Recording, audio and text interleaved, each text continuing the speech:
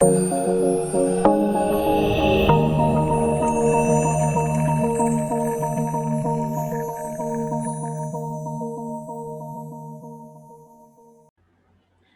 ketemu lagi di channel Belajar Bersama Pak Seno. Nah, kali ini kita akan membahas tentang ukuran kemencengan atau skewness. Dan juga yang kedua nanti kita akan bahas tentang ukuran ketinggian atau kurtosis.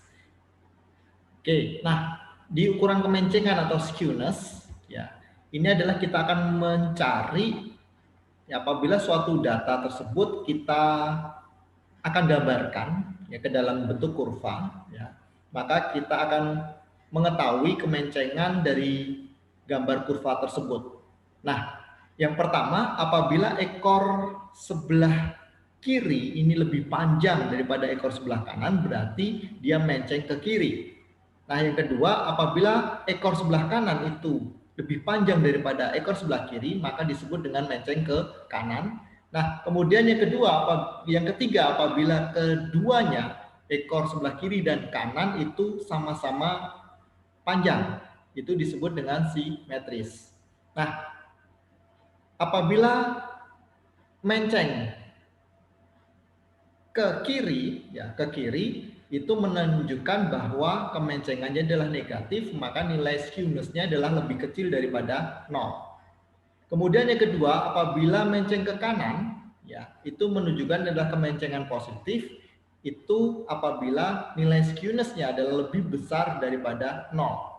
Kemudian yang ketiga adalah simetris, ya apabila gambar kurvanya menunjukkan simetris, itu menunjukkan bahwa nilai skewness-nya adalah sama dengan 0. Nah, di sini untuk data berkelompok, ya kita menggunakan rumus ya skewness 3 dikali dengan X bar dikurangi dengan ME dibagi dengan TO. Ya, X bar ini adalah nilai rata-rata, kemudian ME adalah nilai median, dan TO ini adalah deviasi standar. Nah, untuk contohnya, ya ini tadi ya, jadi skewness lebih kecil daripada 0, kita akan mengerti bahwa itu menunjukkan menceng ke sebelah kiri. Ya, ini menunjukkan bahwa sebagian besar nilai datanya ini adalah lebih kecil daripada nilai rata-rata.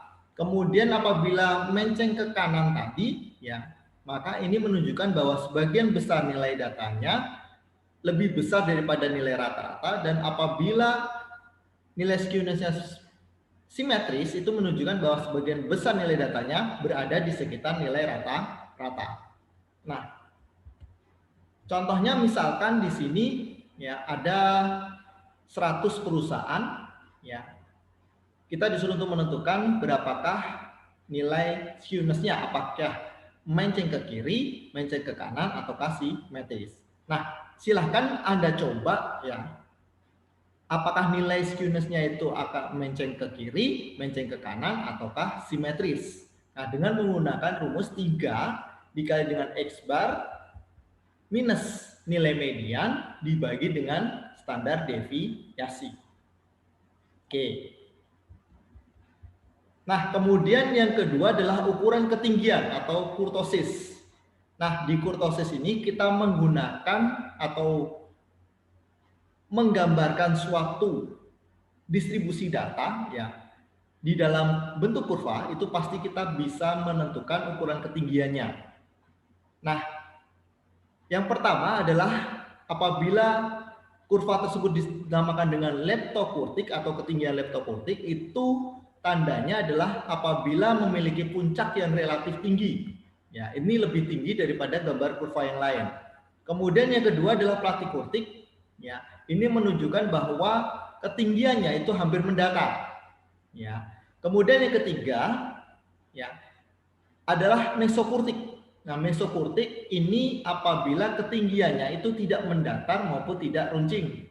Ya, ini adalah mesokurtik. Jadi yang paling tinggi adalah leptokurtik, yang sedang itu adalah platikurtik, dan yang paling rendah ketinggiannya adalah mesokurtik. Nah, untuk menentukan nilai ukuran ketinggian kita menggunakan alfa 4. Ya, rumusnya adalah 1/n dikali dengan sigma F dikali dengan X minus X bar dipangkatkan 4 dibagi dengan tau pangkat 4. Oke, nah berarti di sini kita harus menentukan atau mencari dulu nilai rata-rata. Kemudian selanjutnya adalah kita akan kurangkan antara nilai data dengan nilai rata-rata atau nilai tengah dengan nilai rata-rata. Kemudian baru dipangkatkan 4. Ya, kemudian baru dikali dengan frekuensi. Ya, kemudian kita kalikan dengan 1/n atau jumlah banyaknya data yang kita observasi, baru kita bagi dengan standar deviasi, kita pangkatkan 4. Nah, di sini apabila nilai alfa 4-nya nanti Anda cari, nilai alfa 4-nya adalah 3, maka dinamakan dengan kurva mesokurtik. Apabila alfa 4-nya lebih besar daripada 3, maka bentuk kurvanya dinamakan dengan kurva leptokurtik atau leptikurtik.